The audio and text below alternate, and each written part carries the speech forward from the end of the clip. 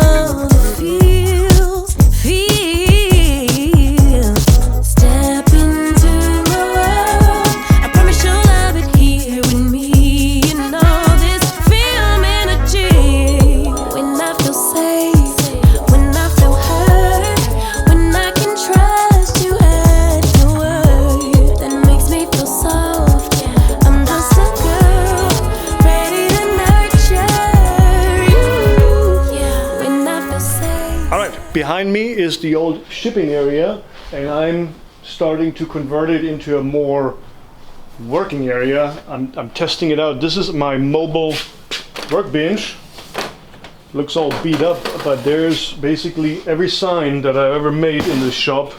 I ran over this workbench, and what I don't like is it's getting cluttered back there. And this old shipping area, I was debating whether I should put storage there or convert it into a working area, but I think I'm gonna take all this and move it over here. Then I can work here, have all my stuff here, and then convert this into a staging area. I think I like that better. So we still have some work to do. These are old signs that need to be reworked. We've got old signs that need to be reworked there.